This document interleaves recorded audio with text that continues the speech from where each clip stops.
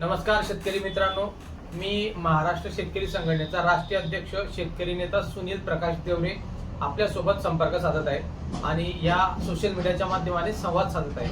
मित्रो, आपण 7 एप्रिलला कर्जमाफी व्हावी यासाठी पूर्ण महाराष्ट्रभर एक फसवणुकीचा गुन्हा दाखल करण्यासंदर्भात मोहीम राबवली। त्या मोहिमेमध्ये महाराष्ट्रातील बऱ्यापैकी शेतकऱ्यांनी चांगला सहभाग घेतला आणि बऱ्याचशा पोलीस स्टेशनला फसवणुकीच्या गुन्ह्यासंदर्भातले अर्ज दिले।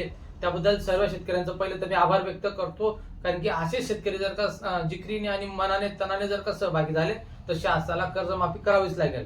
परंतु याच्या पुढे जात असताना आता 7 एप्रिलचं तर झालं आपलं, पण त्याही पुढे जात असताना कारण की नाक दाबल्याशिवाय तोंड उघडत नाही असं म्हणतात, म्हणून पुढची जी स्टेप आहे ती अशी आहे की ज्यांनी फसवणुकीचा गुन्हा दाखल करण्यासंदर्भातला अर्ज द्यायचा बाकी असेल त्यांनी अर्ज द्या।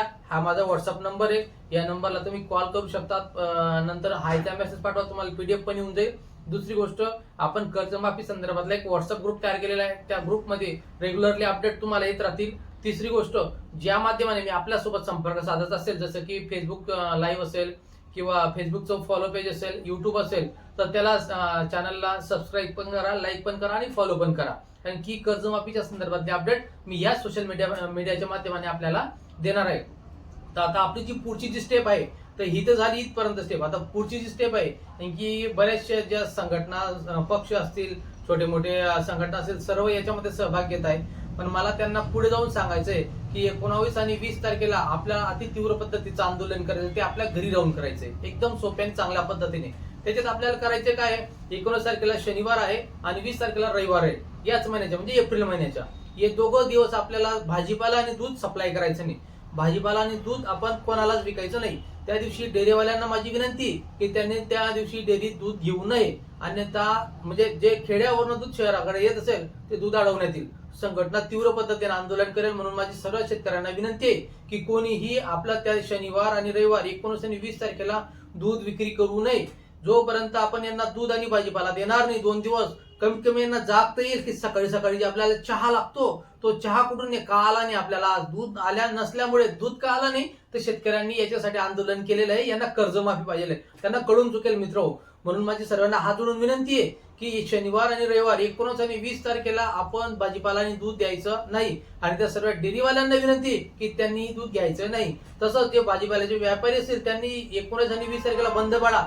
शेतकरी मित्रांनो आणि व्यापाऱ्यांनो, म्हणजे भाजीपाल्याचे आडत दुकानदार असतील किंवा डेअरीवाले असतील, तुमचा सर्वांचा व्यवसाय फक्त शेतीवरती चालू आहे। जर का तुम्ही थोडंसं जर का याच्यामध्ये संवेदनशीलता दाखवली, थोडंसं जर का विचार केला, तर निश्चितच तुमच्या या निर्णयामुळे, तुम्ही जर त्या दिवशी घेतलं नाही तर या निर्णयामुळे निश्चितच कर्जमाफीला मार्ग मोकळा होणार आहे।